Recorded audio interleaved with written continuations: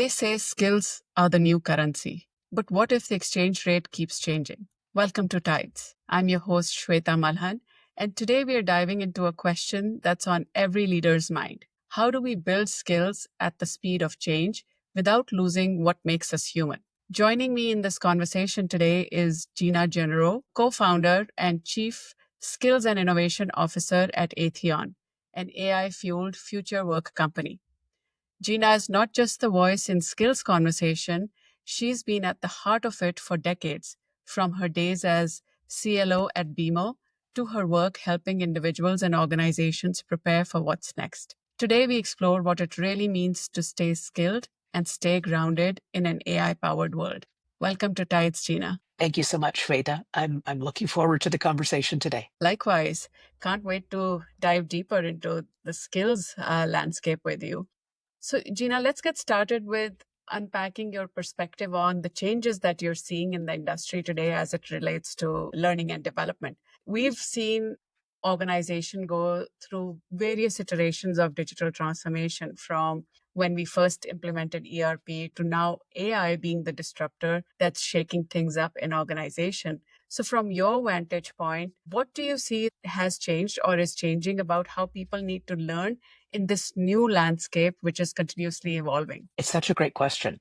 I think digital transformation is something that has been hugely disrupting business models, operating models. It's disrupting the skills that are needed to be successful.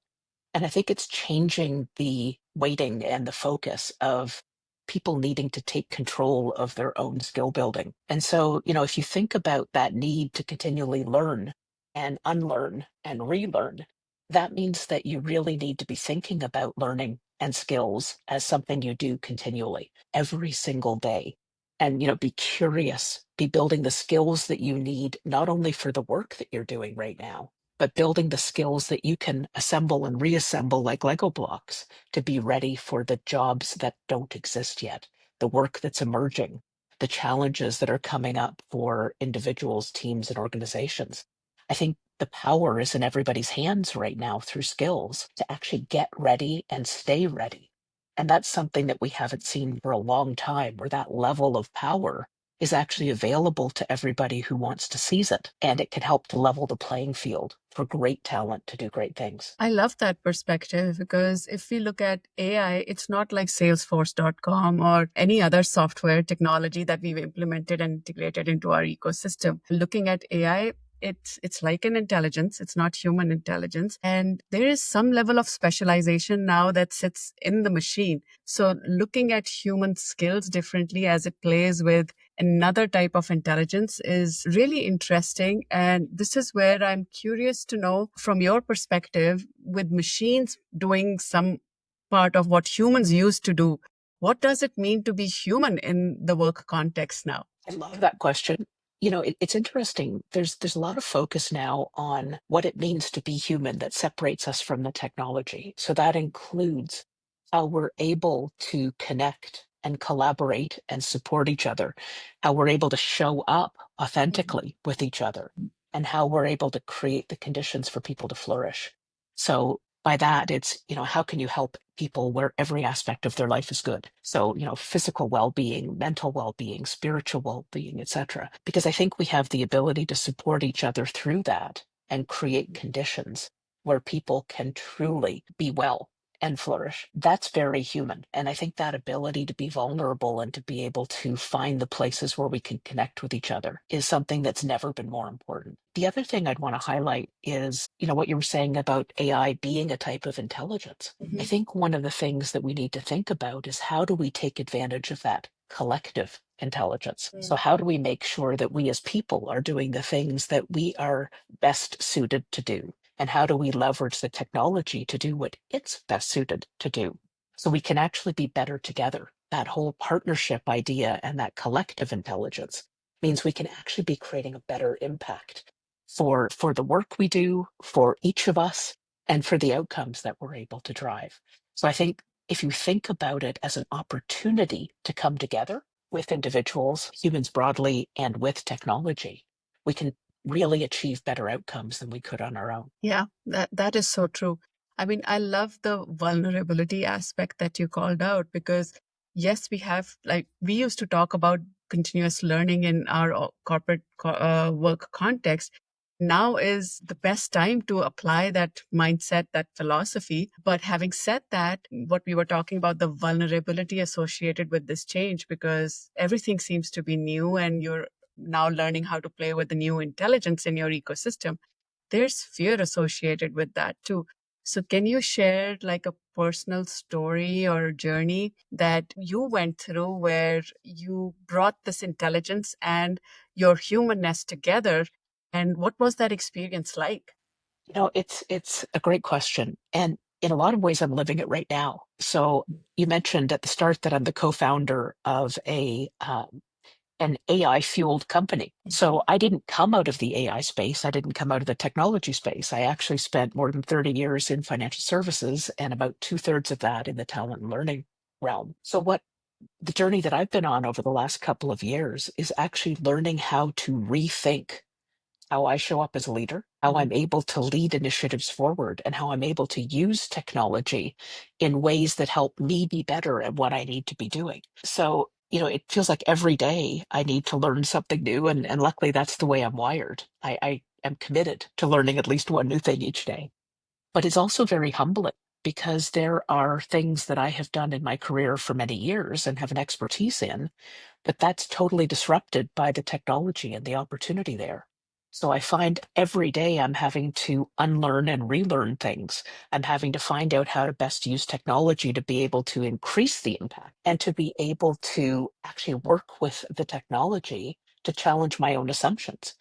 The humbling part of that is that it feels like I'm sort of stepping back 5 steps in order to move forward, 7 or 8. But it also means that I'm able to almost brainstorm with myself. So I set up my own GPT, and it's now become my sparring partner. So I'm able to use AI to actually brainstorm and think about things differently, and then figure out solutions that would have been different than what I would have done as a chief learning officer or as somebody who was in a leadership role in a more traditionally corporate company. So I find actually it's enabling me to be freer in how I lead, how I think about problems, how I think about solutions, and how to accelerate what's possible. So I'm kind of living it every single day, but loving it because it means that every day is different and every solution has the potential to be something that is very different from what already exists and from what I would have worked on in the past. Absolutely.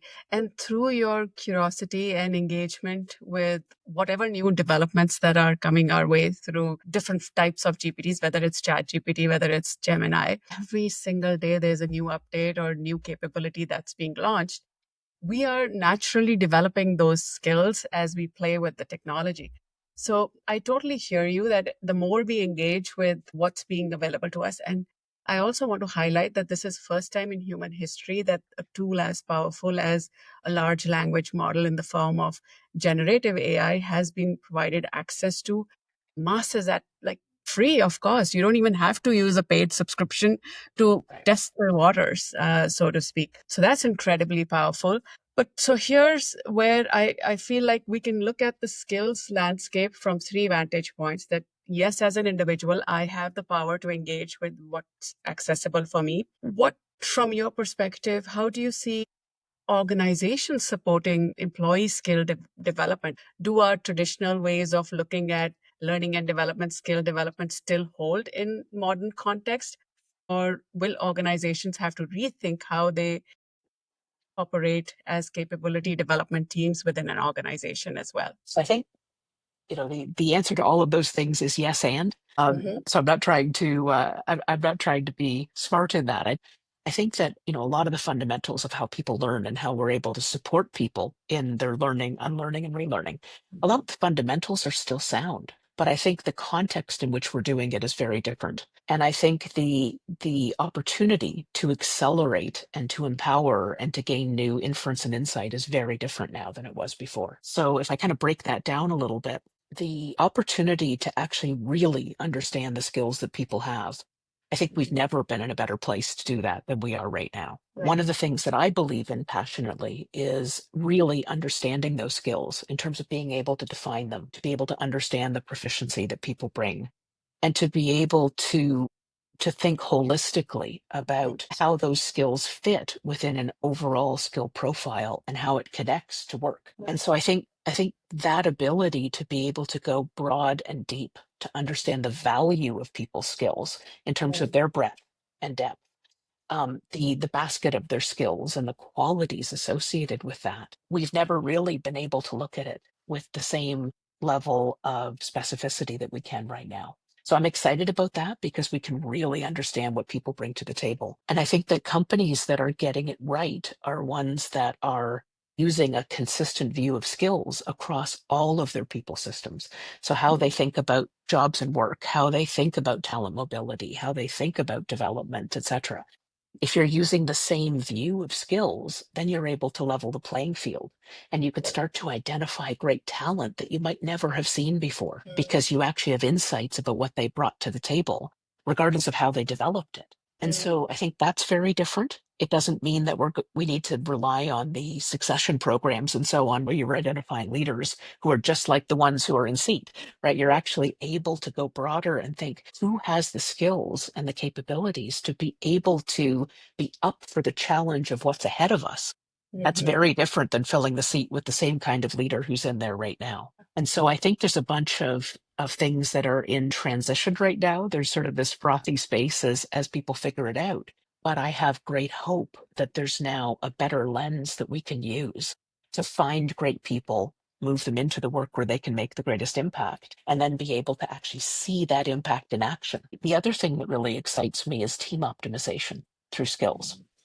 So often, um, when people are putting teams together, they think, okay, I need one project manager, I need two of these, I need three of those, and that will be the team that I assemble to be able to address a particular challenge or priority. Well, now you can actually create really diverse, optimized teams through skills by saying, here's the work that needs to be done, here's the tasks we need to complete, and here's the skills that we need to have in place.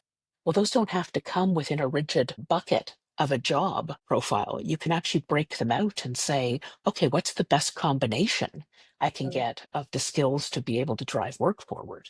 So you can create very different teams where you've got people bringing their strengths and their passion and be able to apply that to work that needs to be done to drive much better outcomes than if you have a traditional structure.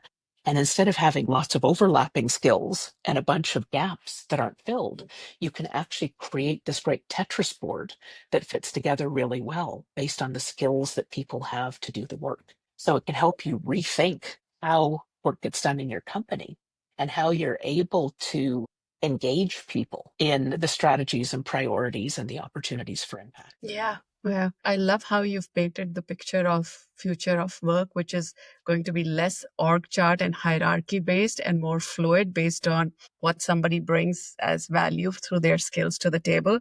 But this means a significant change for the organization in terms of, how they've, especially HR, if we look broadly at HR, how they did performance management, how they placed people in roles, what did talent mobility look like.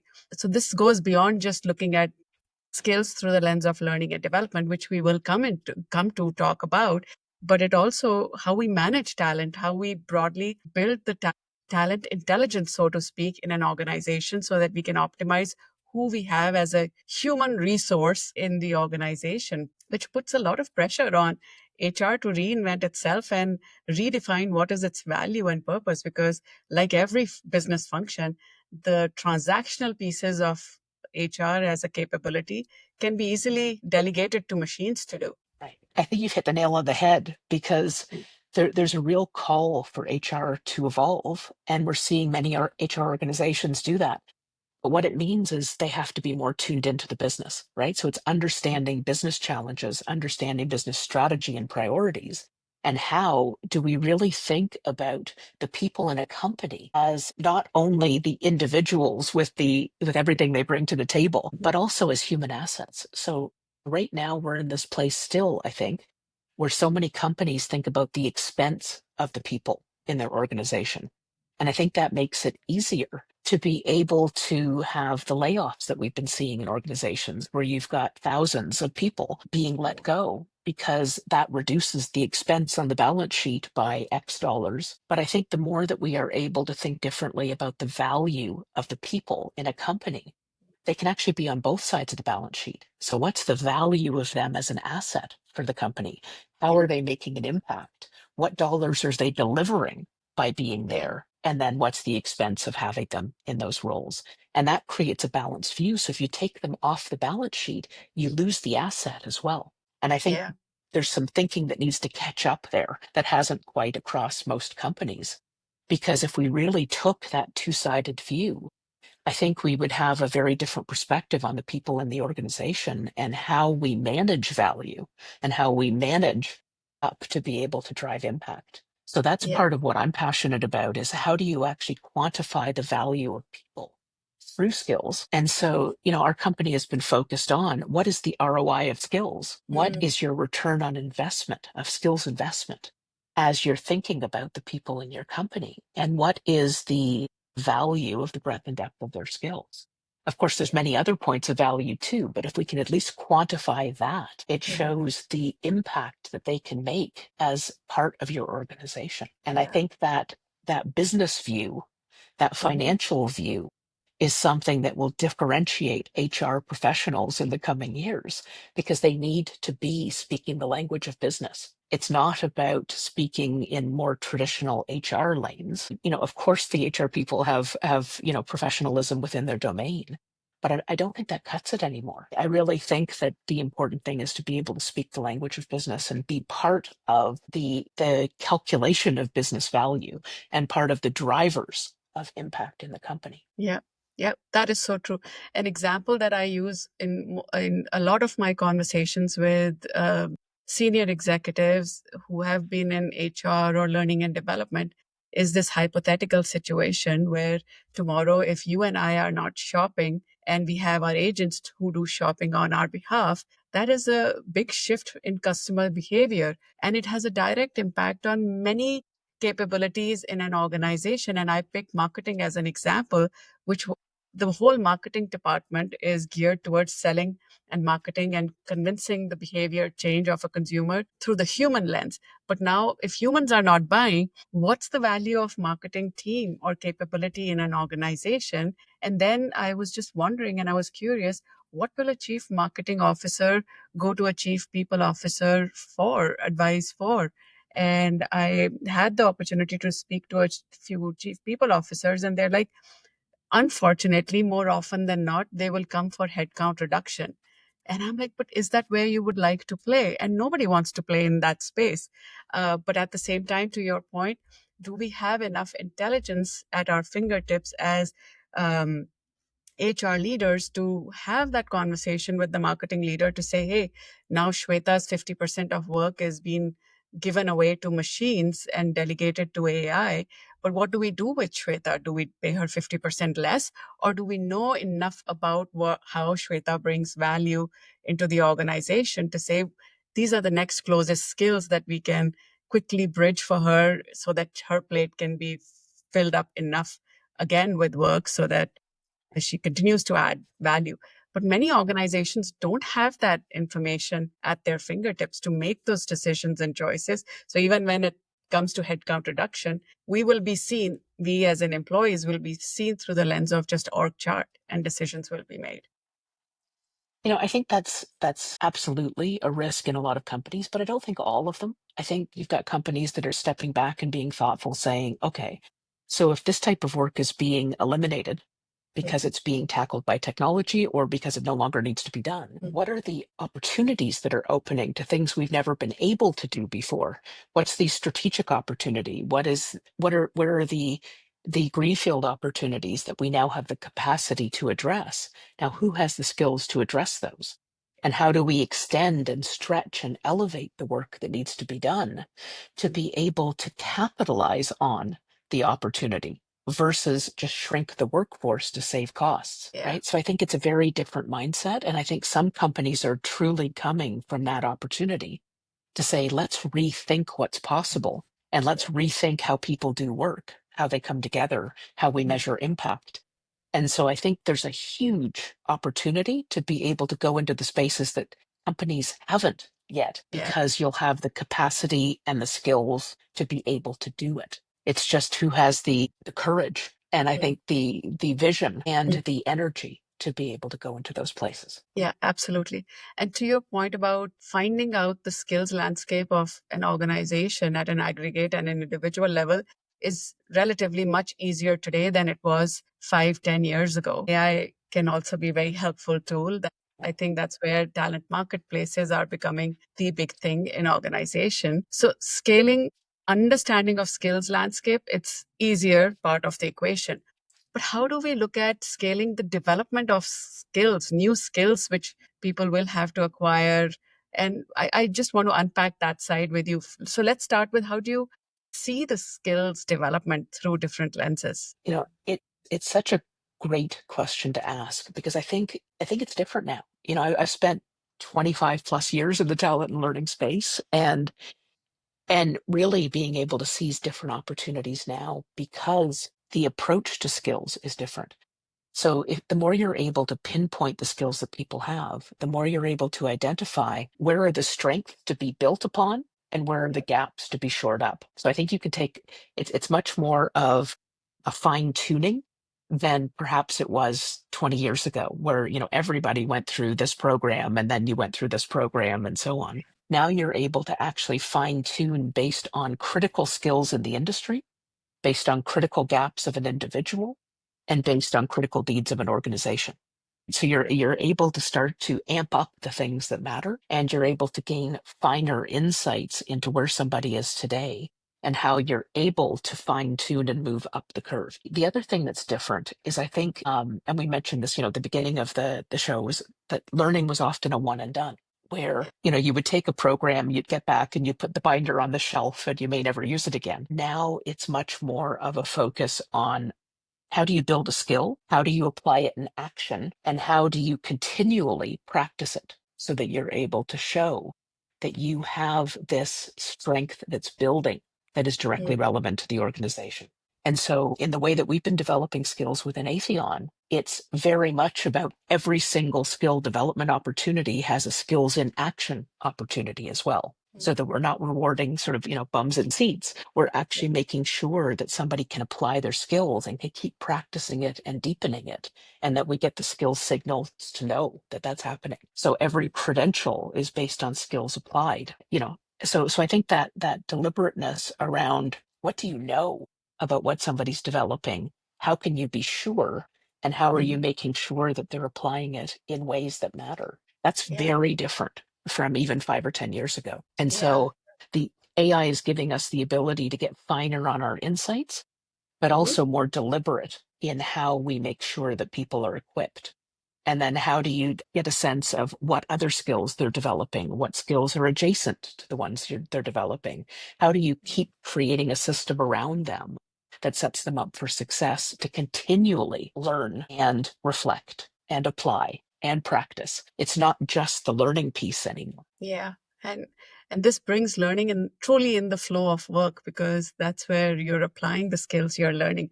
And it just makes me think about so my background is also learning and development.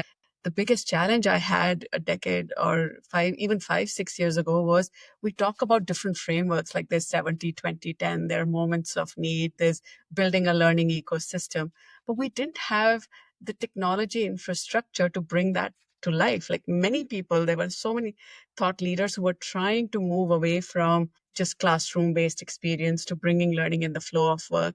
Then there was XAPI that would help us understand the user behavior. But connecting all these pieces was a huge, heavy lift. But we can feel a lot of freedom with technology that is at our disposal to bring those aspirations to life in today's age. One thing that you said, which becomes very important for organizations, in my opinion, is connecting skill building with where work is actually happening. That also was so disconnected. We used to learn in a box, learning management system, or in a classroom, but there was no way to for us to even get a sense of what is the transfer of learning, where is that transfer of learning truly happening, and we couldn't connect it back to the work outcomes. But do you think with technology at our disposal, we can bridge that gap much more cleanly now than ever before? Absolutely. I think people are applying their skills after they've built a good base through the learning of new skills. As they apply them, we can actually look for skill signals. We can see by, inference and prediction and so on through the technology, we're able to pick up what are the indicators that show that somebody is actually reliably applying this and creating some sort of impact. So I think that ability to see and understand through the technology, we never were able to do that before. Of course, you could have observed assessment, you could have tested assessment, and so on. But that's not quite the same as seeing how somebody is applying it in action and what's happening through that process and what impact is being created through that process. So I think the insights are different than they've ever been, and I'm excited about that. I also think that the technology is opening up true personalization at scale. So the way you learn is different from the way that I learn. And even if we're learning the same core skills, what will resonate with us and how we'll be able to effectively internalize and apply and create an impact is going to be different. So I think AI is enabling us to create a hyper personalization for every single person who engages in learning, which is incredibly exciting to me because it's something that we've been striving for years. I think in the learning and development space is how do you actually meet the person wherever they are and help them focus on what matters and be able to actually make a unique impact and have an understanding of what that person truly brings to the table. And so I think that will open up a lot of doors in terms of opportunity for individuals. And it puts a heightened responsibility on companies to not just expect people to develop skills, but to do something with those skills once they're developed so that you're really capitalizing on the investment the individual has made by creating deeper investment and support and these jump off points for people to create real impact in work. Yeah, yeah, that is so true. And what happens to the teams who have the accountability to ensure skill development and skill building is happening in the organization? I wonder what's the new role of an instructional designer? Do you need the L&D team to be the way it is today or it was yesterday? What does that new L&D department in an organization look like? Do you have any thoughts on that? I think there's a lot of schools of thought on that. The way I think about it is that instructional design roles are evolving similar to a lot of other roles where you've got transactional work that can be done by technology, and you've got strategy and human work that relies very much on the individual. I think one of the misperceptions in the industry is that AI fueled instructional design tools mean anybody can create learning. And so I don't subscribe to that because I think the professional practice of understanding how people learn and being able to create the ideal conditions for them to develop skills, it is a professional practice. So I think instructional designers, or what I prefer to think of as learning and experience designers, because I think it's broader than ID skills. I think people with that professional expertise can take the tools and be able to rapidly accelerate how they can create programs with impact. And so I think their expertise matters and the tools are better and the experiences are broader that they can create and more technology fueled. And I think they can drive to clearer outcomes because they have better data to substantiate where they've made an impact by creating these programs. So I do think differently about it, I think, than some other people, because I do think it still matters that you have experience as a learning designer, learning and experience designer. I do think that one of the Achilles heels of the L&D teams has been it's been difficult to show how you're making a business impact. And I think the technology tools, insights, and richer data is enabling us to be able to show business impact in ways that matter more. I think it changes the conversation. So it's not about, I need 5 instructional designers and, X number of leaders and, all these different things. I think it's more about how to accelerate impact through skills and the data to be able to show how the L&D organization is actually not only being operationally effective, being able to show program impact, being able to show skills and moving the dial, but also being able to show strategic impact on what matters most to the organization. Because if you're smart about it, you can show how learning rolls up to the top strategic priorities across the company and how you've contributed to that. How is L&D contributing to turnover? How is it contributing to engagement and contributing to key business strategy priorities, etc.? So I think it changes the whole conversation. So it's less about a vulnerability of Will they cut back on my resources to create learning? And more about being a critical part of the business success and being faster and better and more effective at what you're creating. Yeah, yeah. And what better time than now for L&D professionals to be thinking like that? Because if AI is going to disrupt everything on the business side, which means people will have to learn how to do their jobs differently. They might have new role definitions. They might have to be, in your words, skilled, upskilled, and pre-skilled. Did I get that right? You did. So, so there's a lot of need right now for L&D people to be thinking about how do we do what the business needs in new ways? How do we redesign our own L&D shop differently so that we can match the pace of change that's happening in the business? And there's a huge people impact there. Well, and I think if you're really smart from an L&D perspective, it's how do you get out in front? How do you actually adopt faster? Because then you can help the business with its transformation to be able to adopt the technology, to be able to think differently about how work gets done and so on. Yeah. I would also love for you to talk about the three lens through which you look at skills, because that can help L&D people formulate their game plan and strategy around how do we be more agile and nimble as the business changes. Absolutely. So, we talk so much about upskilling in Mhm. so many parts of the business, and it's important. It's about how do you help people stay current in the jobs they're already doing. LinkedIn came out with a stat earlier this year that said 70% of the work in all jobs will change by 2030, and World Economic Forum had a stat of about 40% for that same measure. And so, regardless of which one you subscribe to, a lot of the work will be changing, and you need to continually update your skills just to be able to keep doing the job you're doing. So that's upskilling. Mhm. Reskilling is about developing and strengthening skills that are in an adjacent type of work. It's something different from what you're doing today, but it enables you to do that sidestep over into different type of work. And so Mhm. that's really important when jobs are being replaced or are being sort of wound down for one reason or another. So the ability to actually be able to shift over into another type of work that uses similar skills is really important. One of the most colorful examples is the coal miners who became coders. And on the surface, that seems like very different work, coal mining and coding. But it actually requires a lot of the same skills, that ability to look at the big picture, to be able to zone in on the details, to be able to be very explicit about the work that needs to be done and very deliberate in doing it.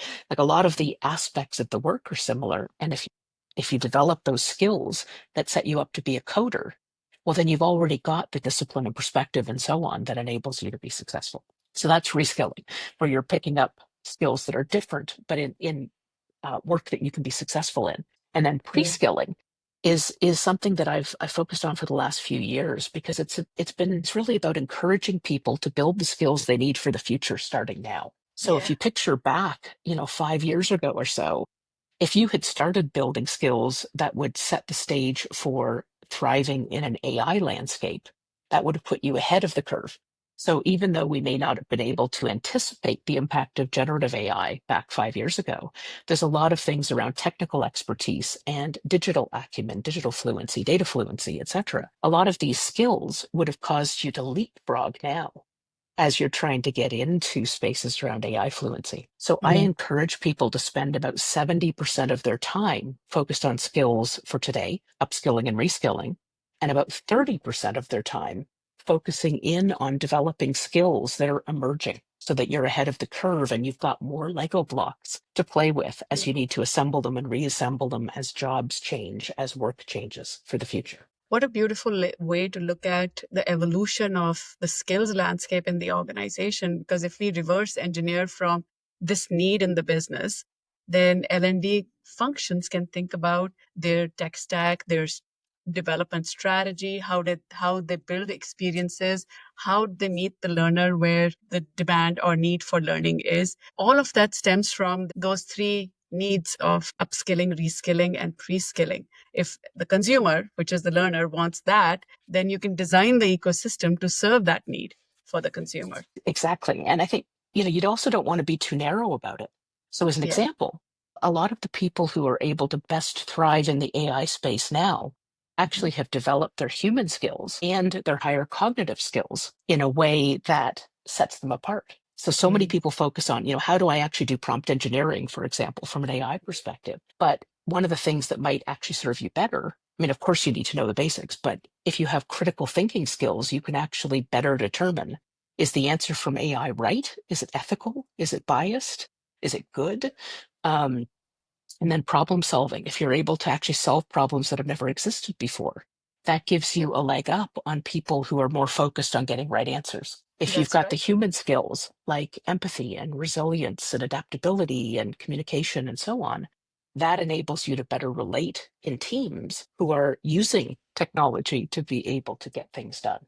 Right. Yeah. So that pre-skilling focus is actually about depth and breadth, not Yeah. just very specific technology related things, which are what people often focus on, because you're really developing resilience in yourself and nimbleness and adaptability as new things emerge. I have a curiosity question because a lot of those human skills that you're talking about also we develop with time, with experiences that we've had, lived experiences, and the opportunities that have come our way in our work lives. So we make those judgment calls when we are using the technology.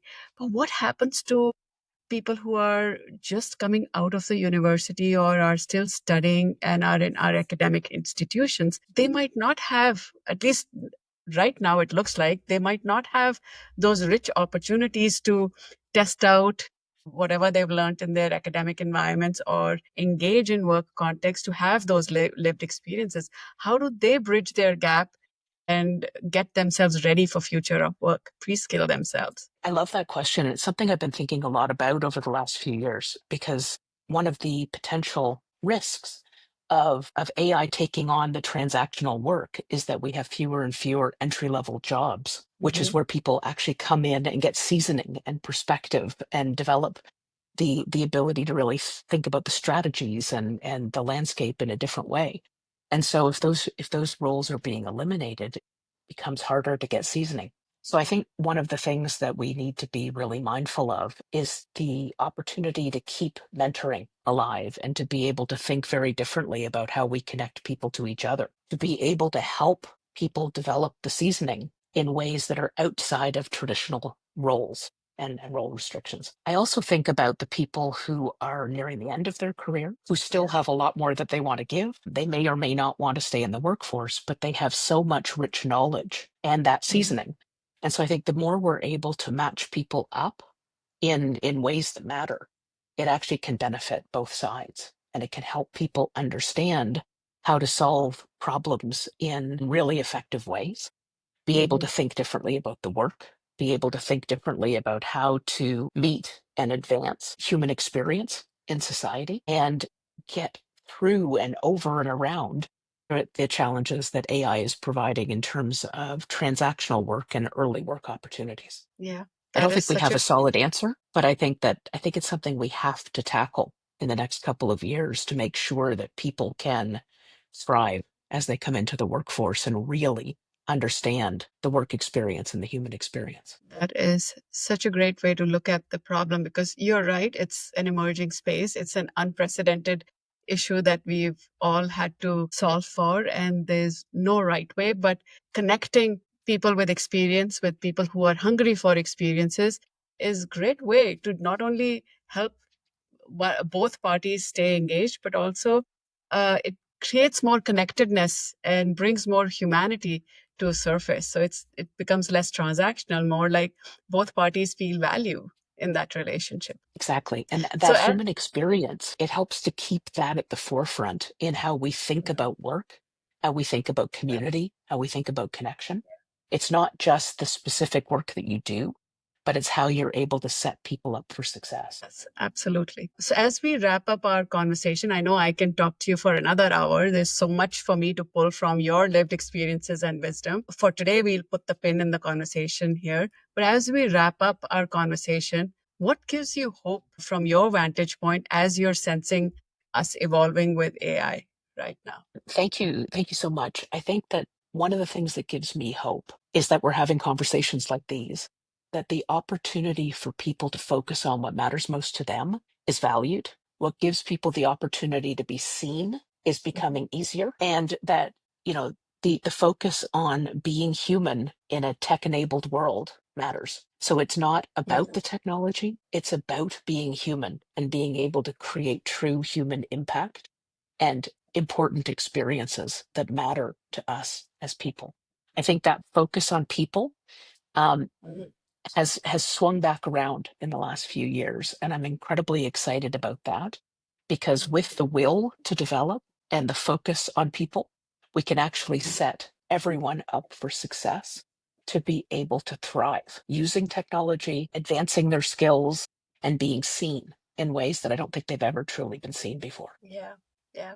And if someone is listening and is feeling inspired, but also at the same time stuck or overwhelmed, because there's a lot of fear associated with this transformation that we are going through. So, what would be that one human skill which you would advise them to develop that helps them focus on their growth and building this year? So I would actually like to answer with two if I could.